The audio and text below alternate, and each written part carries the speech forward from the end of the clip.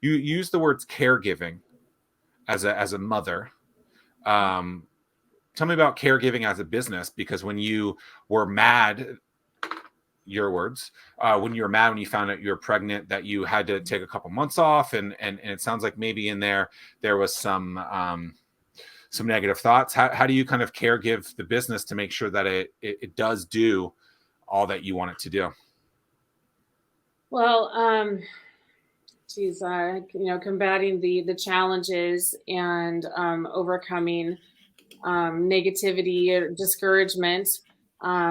And just I've been saved. I've been saved too many times. So, when things excuse me, things start becoming scary, or it's sometimes I used to get to the point where I would think things like, if I don't sell any more portraits between now and next Friday, and I have to pay every single one of my bills, then I'm going to be completely out of money. And I would freak out, and like the sky would be falling. And every single time that I did that, which was many times, it came through. We always sold portraits. And every time that I needed something, I got it when I needed it. So, I've been through the scary times so that now I have confidence that it will take more than that to make us go down.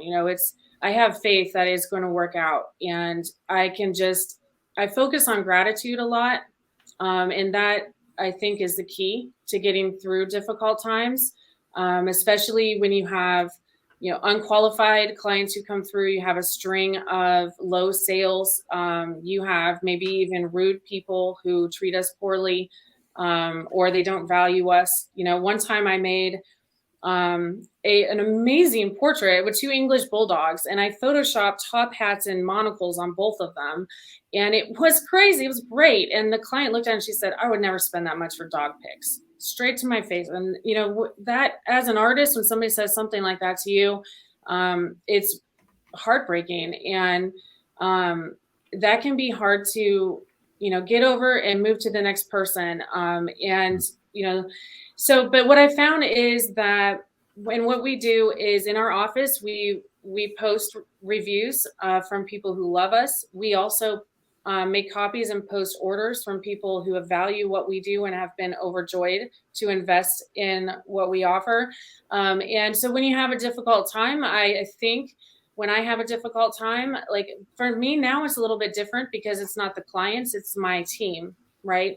And sometimes the squeaky wheel can cause frustration. It can cause a lot of stress and discouragement, and I can lose sight of my team who are committed. So I make a point to be thankful for my team who are dedicated and who love what they do, and I think about them, and I consciously manifest gratitude for the people I have who are committed to us. And it's the same with the clients. We focus on and manifest gratitude for the clients who value what we do. And that gratitude is what pulls us through the difficult times. Is there an example of that you can provide? Like, do you have like a daily mantra, or like is there something like that from the gratefulness that you do that's helped?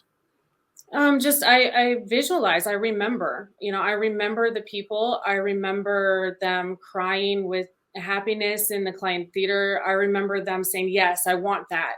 And happily, handing over their payment to get that, and hugging us, and then coming in. And when we reveal their art pieces for them, they break down.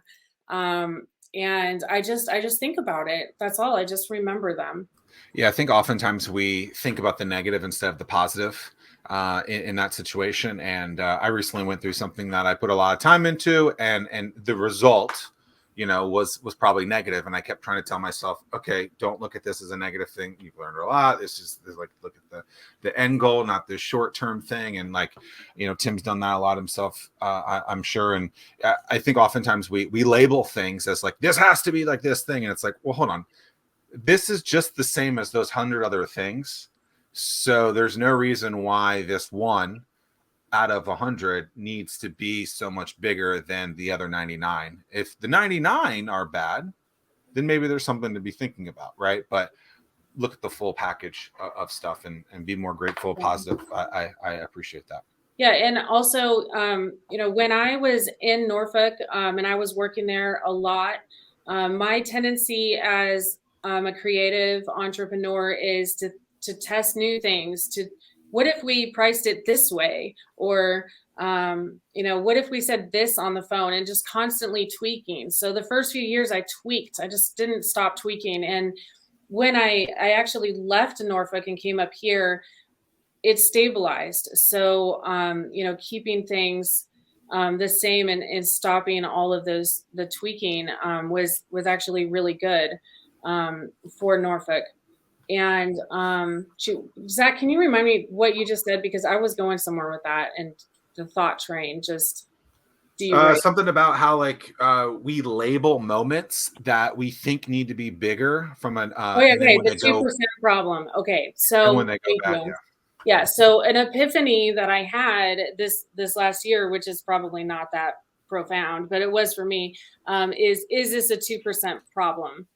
Because one person emails in and says, I was confused about this in your pamphlet, or they call in and say something like, I really want to have my portrait made outside, but you don't offer that, so cancel my session. So instead of being like, oh no, this is a problem, this is something that we need to fix, realizing that out of 150 clients, one client didn't want to do the session because we didn't go outside. And that doesn't necessarily mean that I need to go now and go change anything at all. I think that's really interesting in software. A lot of people are like, I need this feature, I need this feature, I need this feature, I need to do this thing, do this thing, do this thing. And then it's like, well, how many people really want that? Don't start building things because one person wants it when no one else does. Yeah, so. That 2% problem, because I think we get so used to that whack-a-mole, like, oh, that's an issue, we got to fix that. You don't necessarily have to fix everything. As someone who's been directly involved within the startup community for almost a decade, I want to talk to you about a serious pain point: spending a ton of time trying to understand the business landscape in the 757. That's time that should be focused on growing the business. At StartWheel, we're here to help you by compiling all of the news you need to know about in one place. Now there's no need to search multiple websites. Just head to startwheel.org and see for yourself. That's startwheel.org.